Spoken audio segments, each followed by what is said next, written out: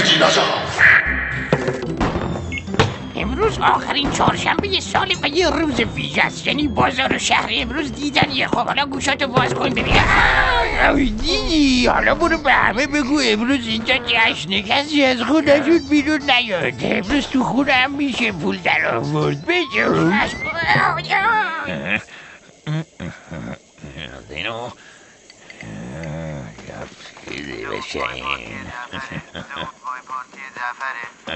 بله بفرمایید. سیروس جان در شاری. دارم مواد درست میکنم. بسیار خوب. بجم که امروز بهترین روز برای کاسبی ماست. بله قربون، دیگه آخراشه. آفرین سیروس. اینجا شهری است که حتی در جشنهایش نیز میتوان به جای پول خرج کردن پول در بیاوریم.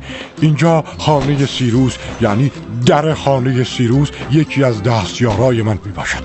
او میتواند از هر موقعیتی پول در بیاورد، چه برسد به این روزهای جشن و شادی.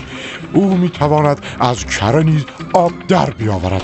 فکر کنم برعکس گفتم. سیروس برادر، داداش، هوی، مشتری ها منتظرند. داری بازی میکنی؟ برو کار مردم رو را بنداز. سیروس باسکول، وایسا ببینم درست کار کردی یا نه. با دقت بیشتر وقایع این شهر بهتر دیده میشه. بابا خوش اومدیم، بفرما. این مال شما، دست در نکنه. این هم مال شما.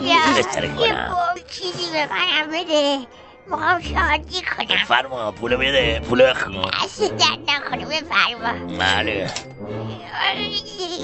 وای که من ندارم. ما سر من کنی مارم بساز.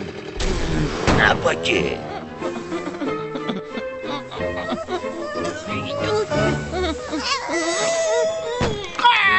ای بر پرم در اومد. آقا بوم داری؟ داری واسه 90 میخوای؟ برای خودم میخوام. نوه چیه؟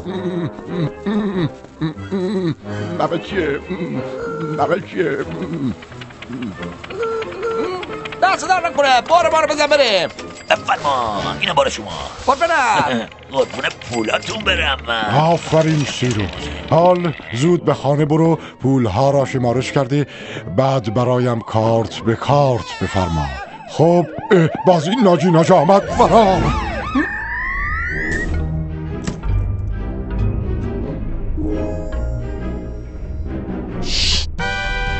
سب کن ببینم. ناجی ناجا اینجاست. پدر جان، شانس آوردی که هنوز عمل نکرده. وای نه خودت. کسی به این راحتی گولتو نمیخوره. ناجی ناجا حامی شما در همه جا. معاونت اجتماعی نیروی انتظامی.